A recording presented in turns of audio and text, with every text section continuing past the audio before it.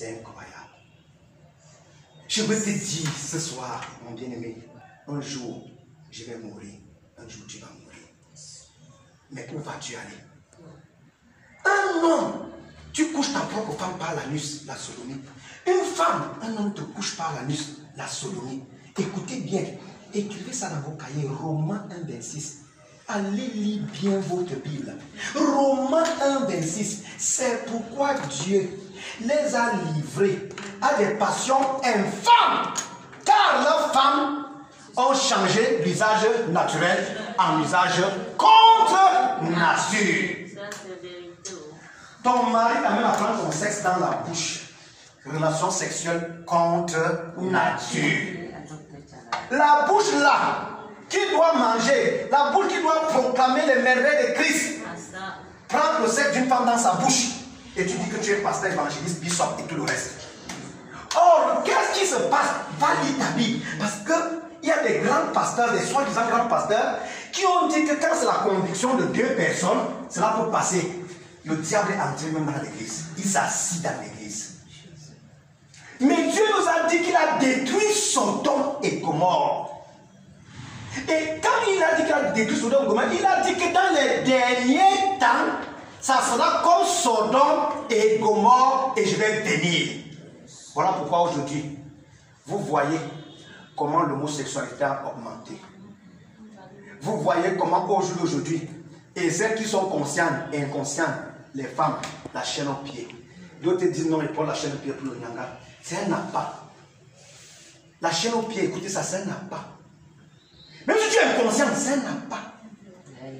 Et cet appât permet que, lorsque tu portes ça, ça envoie un message à un esprit séducteur qui peut passer par un homme, qui peut passer par une femme. Voilà comment cette génération s'y reste donc captive. Or, l'Esprit du Seigneur parla afin que quiconque croit soit sauvé. Voilà pourquoi je chute en vous disant ceci. Dieu nous a donné une voie pour sortir de l'incrédulité. Mon bien-aimé, ce n'est pas parce que tu pratiques toutes ces choses-là, que tu as fait toutes ces choses que tu vas aller en enfer. Non! Dieu ne nous a pas sauvés par le sang de Jésus. Nous restons sauvés par le sang de Jésus. En y croyant au moyen de la foi. Et c'est par la grâce que nous sommes sauvés. Donc voilà pourquoi je viens te dire, mon bien-aimé, observe-toi. Nous allons travailler l'argent, travailler des usines, développer des milliards de choses. Mais un jour, la mort est proche. Voilà pourquoi je voulais te dire, mon bien-aimé, n'endurcissez pas. La seule créature qui a dit à Dieu, fous-moi le camp. Il dit bien la seule créature, c'est les femmes artificielles. La seule créature qui a dit à Dieu, fous-moi le camp, ce sont les femmes artificielles. Vous savez pourquoi? Vous savez pourquoi? Quand tu es artificiel dehors, tu es artificiel dedans. Que les pasteurs qui ont gagné ce monde pour chercher l'argent et ils ont prêché une autre évangile, je te le dis au nom de Jésus-Christ, Dieu nous a envoyé un prophète qu'on appelle William Aron Branham. Il nous a ouvert les yeux. Lorsque quelqu'un est artificiel dehors, il est artificiel dedans. Quand une femme porte les faux cils, même si elle est mariée, quel monde, quelle descente elle convoite.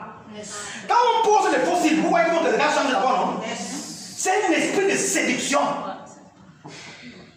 Quand je vois une femme mariée avec les faux cils, vous savez qui me fait pitié?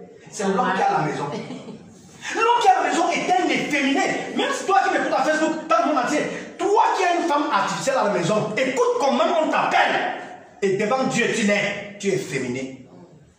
Parce que les mêmes yeux qui regardent, que tu regardes ta femme là, si tu sais le nombre de personnes qui se masturbent en pensant à ta femme, beaucoup de femmes ouvrent les couches de nuit.